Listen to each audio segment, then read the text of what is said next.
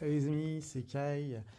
Je viens tout juste de la séance de City Hunter Angel Dust et ayant été assez satisfait du rendu ciné, je me suis dit qu'il serait intéressant de faire ma petite review sur le sujet, puisque je pense que parmi ceux qui regardent ma chaîne et ceux qui connaissent les animés et les mangas, qui ont été élevés au Club Dorothée et autres animés de la bonne époque, Nicky Larson était une des séries les plus sympathiques et les plus marquantes de cette époque.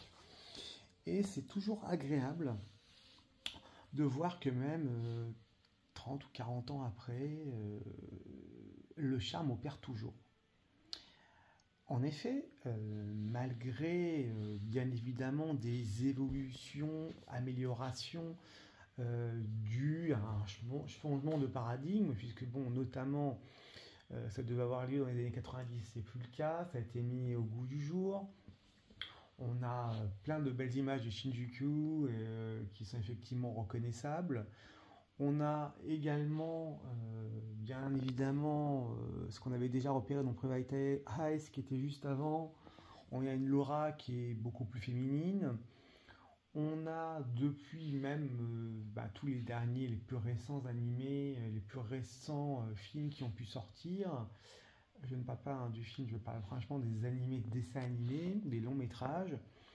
On a une moins importante sexualisation de la femme, ce qui est un phénomène somme toute, ce qui passe tout à fait sans pour autant détériorer le matériel de base.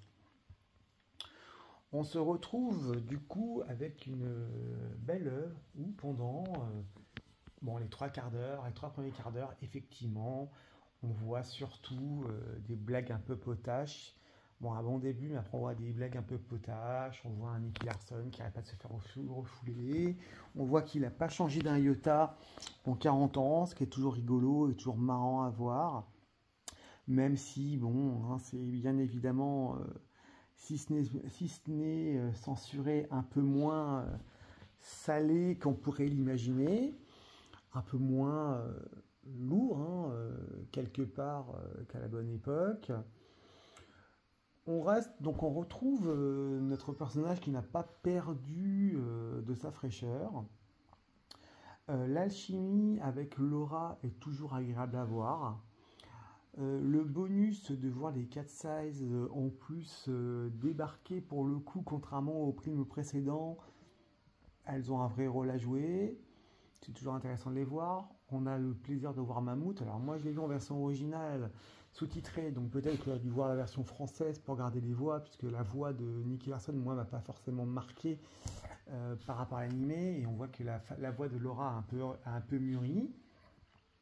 Toutefois, dans ce concept où, comme d'habitude, on vient demander à l'équipe de Nicky Larson d'intervenir par rapport à protéger quelqu'un, le nouveau personnage qui est introduit ici est intéressant, n'est pas forcément aussi simple qu'on pourrait le croire à première vue, même si tout ce qu'on peut imaginer dans le film, hein, que ce soit un petit peu les changements de point de vue ou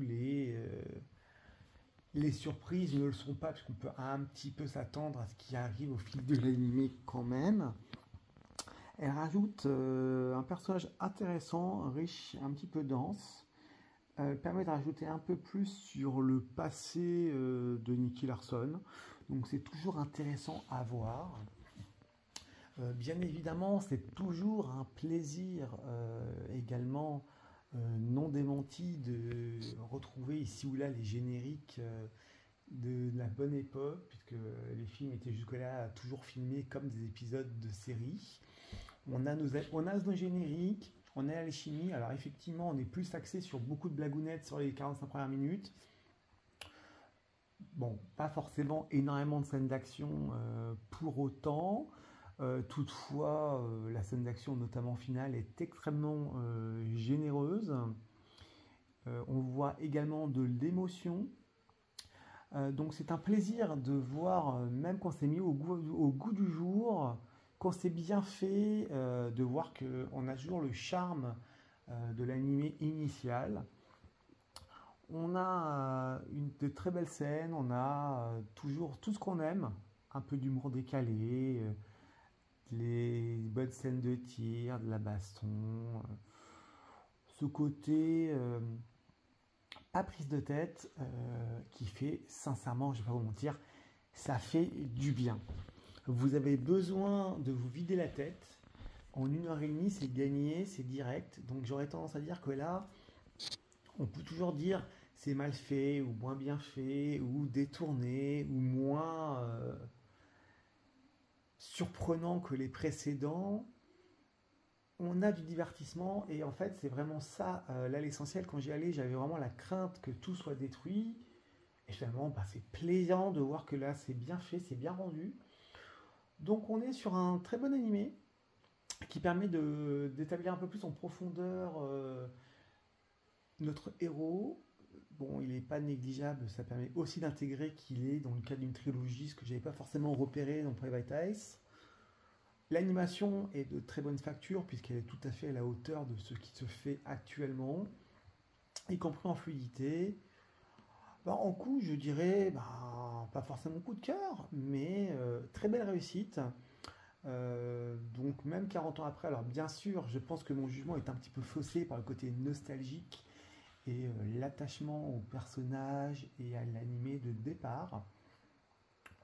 Toutefois, ben, c'est ce qu'on veut, c'est-à-dire 1 h 30, ne pas se prendre la tête, se divertir, se vider la tête.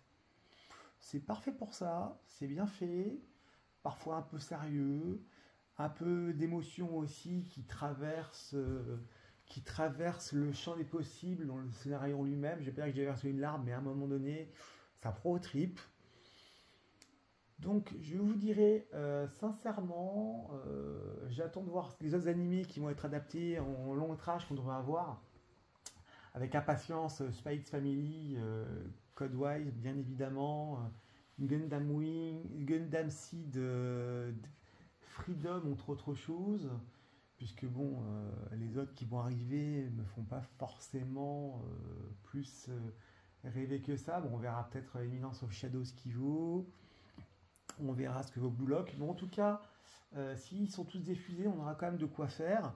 En tout cas, Nicky Larson pour un coup d'essai après un bon moment, parce que je me semble que le précédent datait de 2019.